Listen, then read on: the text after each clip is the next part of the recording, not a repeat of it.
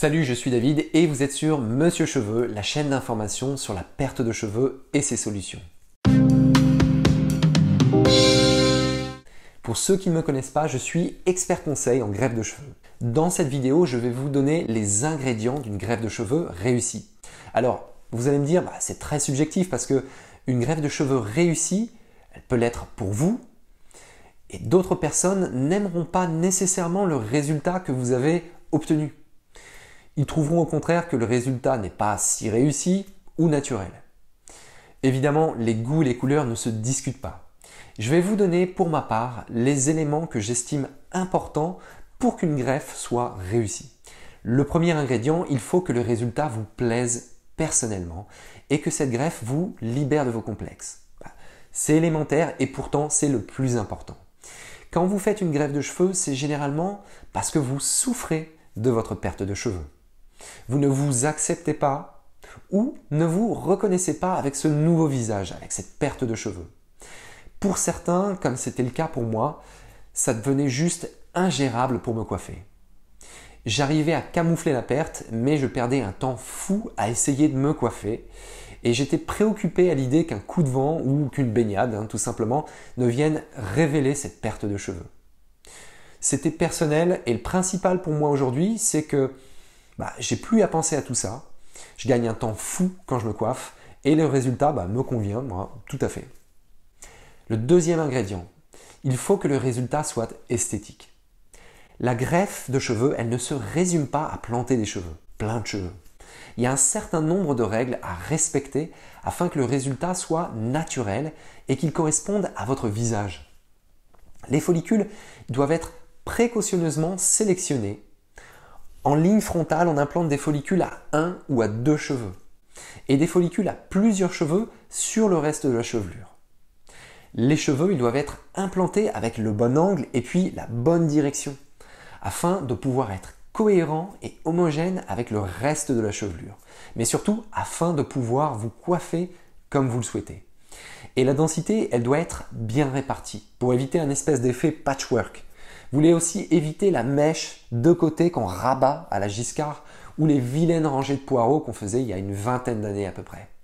Le troisième ingrédient, il faut que l'intervention se déroule bien et que vous ayez eu une expérience agréable. Pourquoi je dis ça ? Eh bien pour plusieurs raisons. Si vous avez vécu cette expérience comme un traumatisme, alors il y a de bonnes chances pour que ce soit la première et la dernière greffe de cheveux. Malheureusement, il y a 60% de chances que vous deviez refaire une greffe de cheveux dans les 10 ou 15 ans qui viennent. Parce que l'alopécie, elle est progressive et que dans une grande majorité des cas, les hommes qui font une greffe de cheveux, ils en font 2, voire 3 en moyenne au cours de leur vie. Donc, si l'intervention a été douloureuse, inconfortable, que vous n'avez pas eu l'attention que vous méritiez, ou que vous avez eu tout simplement la sensation que le médecin, que le technicien ou que l'équipe n'était pas à votre écoute, bref, que l'on ne s'occupait pas assez bien de vous, vous risquez de conserver un souvenir négatif de votre intervention et mettre fin à toute nouvelle entreprise de greffe de cheveux. Et cela risque même d'influencer votre appréciation du résultat de la greffe elle-même. Il est donc important d'en garder un bon souvenir. Je ne dis pas que c'est la même chose qu'aller chez Disney, mais vous n'êtes pas obligé de passer un moment désagréable. Moi, j'ai beaucoup de mes clients, des clients que j'accompagne, qui sont étonnés de leur expérience. Ça n'a pas été douloureux, ni pendant, ni après. Ils se sentent accompagnés, suivis, ils passent un bon séjour, ils découvrent un nouveau pays. Bref, ils ont envie de revenir. A contrario, plusieurs personnes m'ont contacté après une greffe faite en France ou à l'étranger et ils ont eu la sensation qu'on ne les avait pas assez écoutés pendant l'intervention. Pas assez conseillé, pas assez guidé. Et même si le résultat final n'est pas mauvais, voire même bon, ils ont conservé des questions et des doutes pendant toute la période de la repousse, c'est-à-dire pendant 1 an.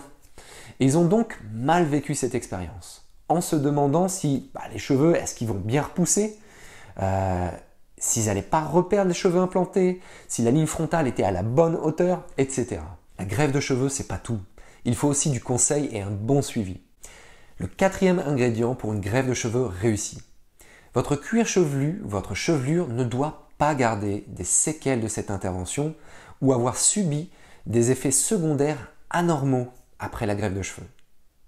J'en ai déjà parlé dans une autre vidéo, mais après une greffe de cheveux, il est assez normal en fait d'avoir quelques gonflements, un peu d'œdème sur le front, de faire sauter quelques follicules par inadvertance pendant les shampoings, d'avoir quelques rougeurs pendant 2-3 semaines.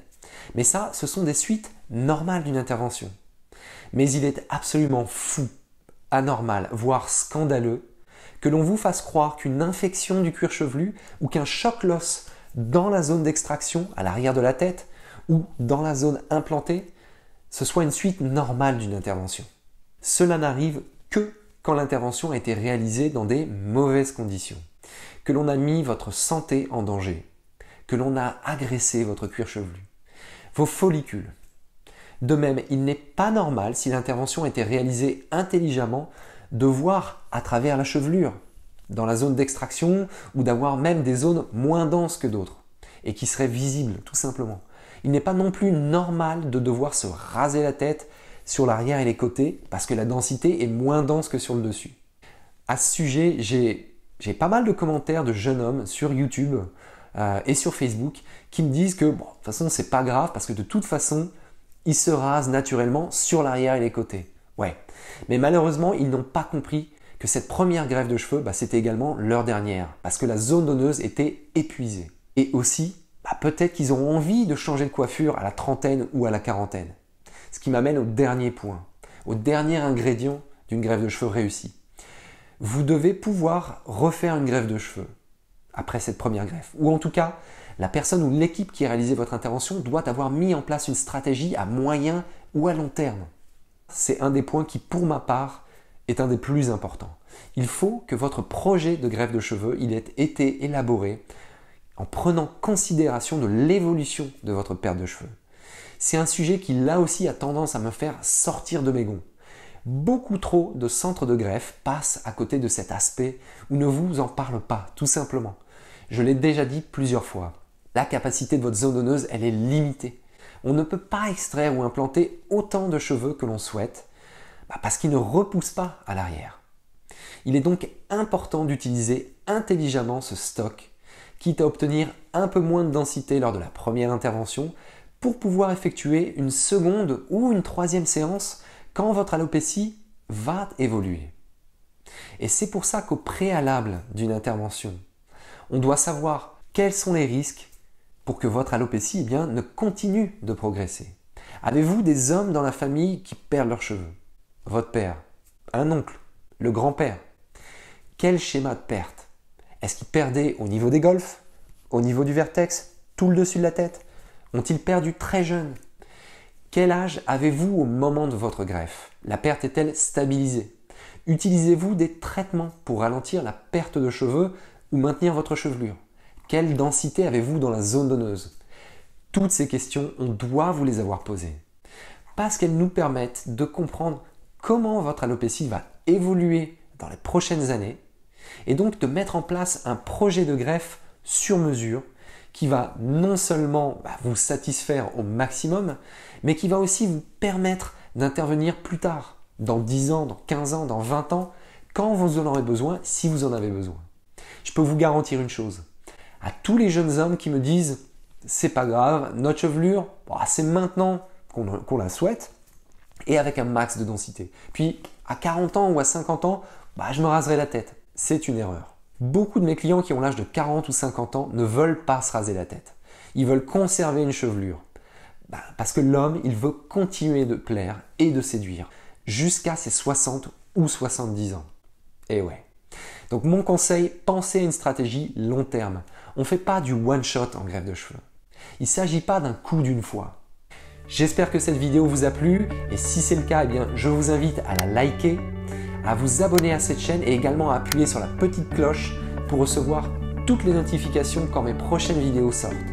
Allez également sur mon site monsieurcheveux.fr pour en savoir un petit peu plus sur mon parcours et prenez un appel conseil gratuit si vous souhaitez mettre en place un projet de greffe personnalisé. Moi-même ou un des membres de mon équipe, nous ferons un plaisir de vous rappeler, d'être en contact avec vous et de vous conseiller pour que cette expérience, elle se passe au mieux et que vous obteniez le meilleur résultat. Je vous dis à très bientôt pour une prochaine vidéo.